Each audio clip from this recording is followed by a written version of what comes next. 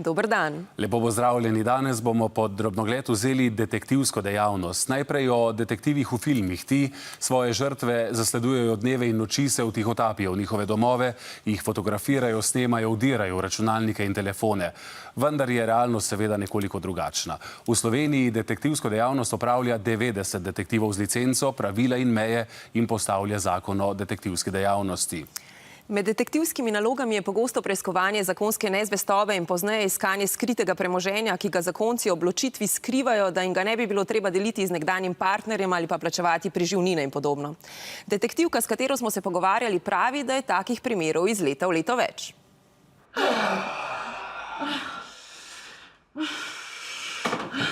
Brez veze te skrbeli, sem rekel, da bom pozno. In nova vsebinska shema, se veš, da se zavleče. Podobni izgovori moških so precej pogosti, pravi licencirana detektivka Mateja Šober-Ažman, ki se je specializirala za preiskovanje morebitne nezvestobe. Na mesec preiskuje od 5 do 10 primerov, njene stranke so predvsem ženske. Moški ponovadi se mi zdi, da hočejo kar sami stvari priti do dna. Super sva se imela. A je Rudi kaj spraševal? Ne, sploh ni opazil, kdaj sem prišla. Super. Ženske so po besedah naše sogovornice bolj pozorne in hitro opazijo spremembe v vedenju. Žal moram reči, da se je do zdaj še vedno izkazalo, da je res nekaj na tem. Čas, ki ga pač porabimo za preiskovanje ali pa dokazovanje, je pa zelo odvisen od primera do primera. Zdaj lahko je to v parih urah, lahko je pa tudi kakšen teden, dva. Skoraj polovica njenega dela je vezanega na iskanje po spletu. Mi lahko porabljamo vse javno dostopne vire in pa skladno z zakonom o detektivski dejavnosti in pooblastilom stranke tudi dostopamo do raznih javnih evidenc, kot so centralni register vozil, register prebivalstva. Dragocen vir informacij so tudi družbena omrežja. So ljudje največkrat zelo naivni, objavljajo take stvari, da lahko določiš lokacijo, kje kdaj s kom je v razmerju ali ni v razmerju. Nekateri celo objavljajo, da so v hribih, istočasno so na bolniški, pa že imamo dokaz. Ne vidim, kam bo zavil. Žmigovca še ni. Koliko si za mano? Nisem delač. Aha, na obvoznico zavija. Koliko je pa ti za najem zremen za vama dom? Okej. Da kakšen avto spusti mest. Druge pridobijo z opazovanjem na terenu. Osumljence opazujejo z avtomobilom, na avtobusu, v naravi, v lokalu, pred savno ali hotelom. Če se to dogaja, slej ko prej sploh moški začnejo napake delati in se jih pol da kar dosti hitro dobiti. Ženske smo pa mejhem bolj prefrigane in znamo zelo dobro tudi zaigrati. Da ju ne bi odkrili, morata kdaj igrati tudi s partnerjem. V avtu sva sedela, medtem ko je ta oseba, ki so jo pač opazovala, prišla ven iz hiše, začela obrazovati drevje in je opazila, da je tam nekdo v avtu sedi in je začela tako priti čist teč proti avtu in ko sva to opazila, so se midva lepo objela, poljubila, kot da sva tukaj zdaj ena dva, ki se skrivata zaljubljenca. Včasih se ne konča tako nedolžno, tudi sama postaneta tarče zasledovanja in groženj. Zato pridobljene dokaze skrbno skrivata. Od alarmov do sefov, do prepovedi oziroma onemogočate potrebno dostop nekih nepooblaščenih oseb.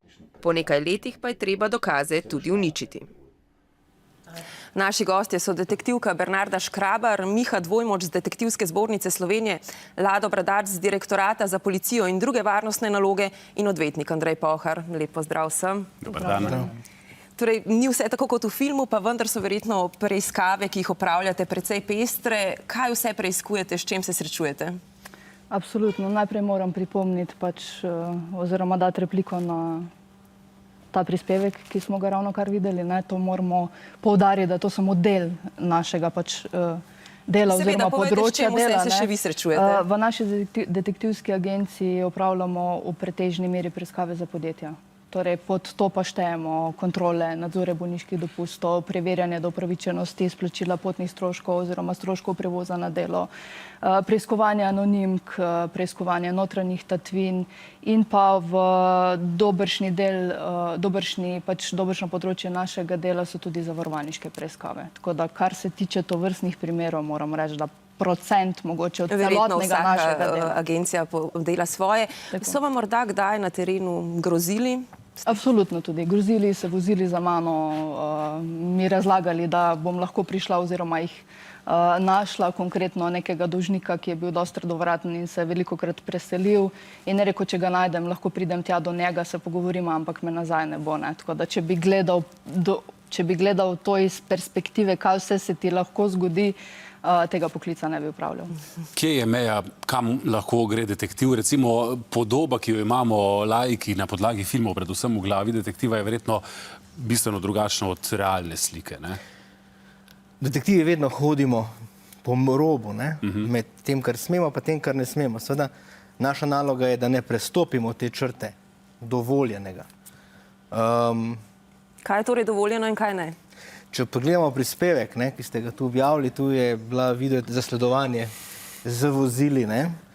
To je meja, ki je prestopljena z vidika ozkega razumevanja zakona o detektivski dejavnosti. Torej tega nikoli ne počnete? Ne. Seveda je pa, mi lahko osebno zaznavamo, kaj to pomeni, da pač osebno zaznavo z lastno ali z fotoaparatom ali z drugimi sredstvi zaznamo neko zadevo. Preiskovalne metode, kot jih največkrat nekdo misli, da jih uporabljamo, jih detektivi redko da jih uporabljamo, ne. Seveda je pa največja zgodba v tem zvezi, kdaj prestopamo mejo, tudi ta, kdaj se osebe, ki so preiskovane, počutijo ogrožene, ne. In največkrat tiste osebe, ki se počutijo ogrožene, na to daje neke druge indice, ne? Neke druge indice o tem, ali smo na pravi poti ali ne, ker relativno malo detektivov prestopi to mejo zakonitosti zbiranja dokazov. In vi ste tisti, ki nadzirate, kdaj so detektivi morebiti šli čez mejo, torej inšpektorat? Se pravi, Ministrstvo za notranje zadeve, v okviru katerega v sestavi je tudi inšpektorat za notranje zadeve, ki preverja delo detektivov, preverja posamezne prijave. Jaz sam sem pač generalni direktor direktorata, ki v bistvu ureja regulativo. In moram povedati, da je pri nas detektivska dejavnost regulirana dejavnost z primerjavi recimo z Nemčijo, z nekaterimi drugimi evropskimi državami, kjer je to bolj prosto. Smo pa seveda v Sloveniji predvsem mlada država in jaz mislim, da je nujno in potrebno, da je zadeva regulirana, da je točno določeno, katera so tista upravičenja, na podlagi katerih lahko detektiv dela, poseže, konec koncev je pač, ker je tukaj za varovanje človekovih pravic.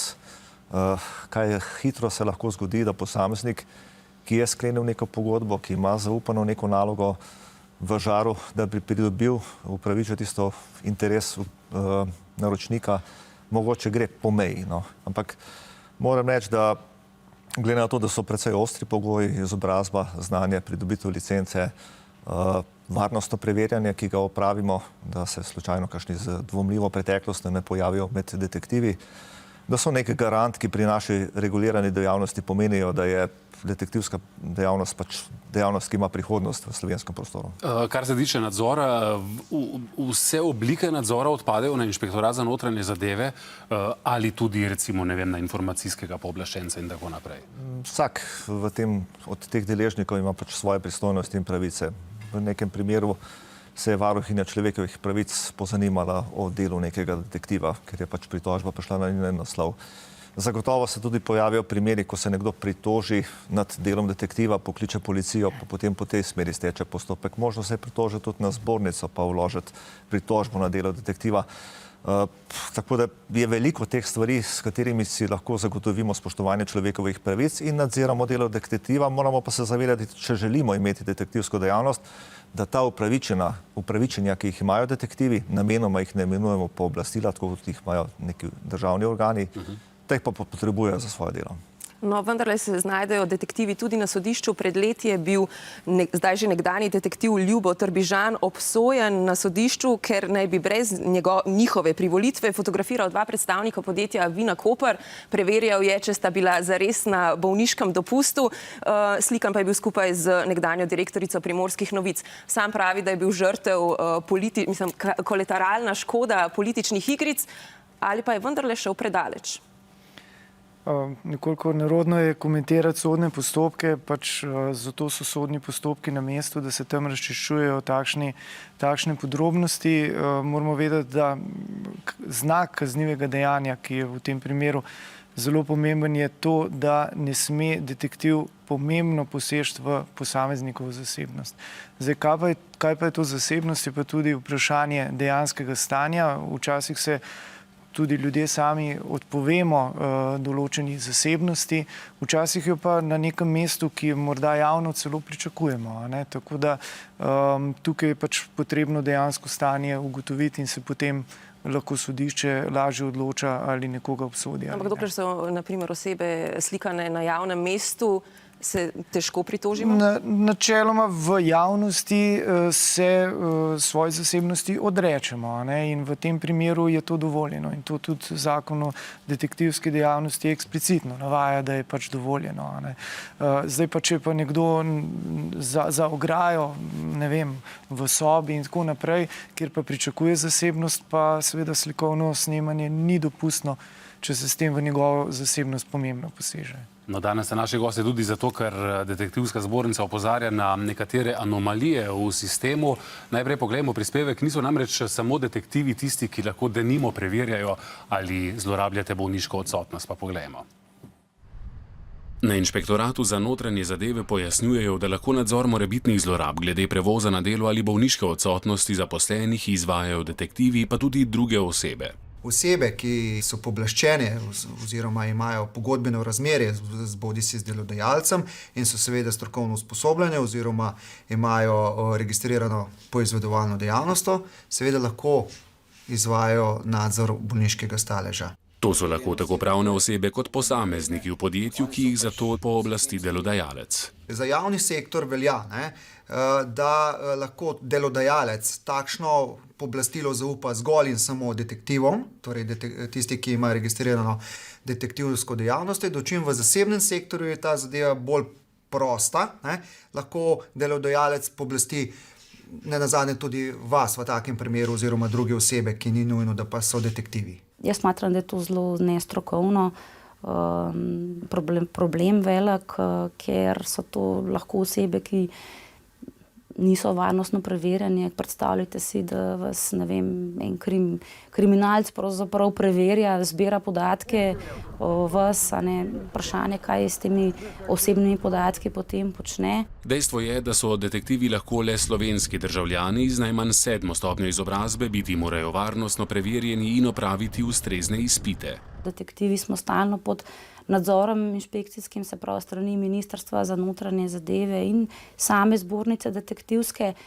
Je pa tudi vprašanje verodostojnosti dokazov, ki jih pač te osebe, ki nimajo licence, pridobijo, in vprašanje potem na sodišču največkrat to pade.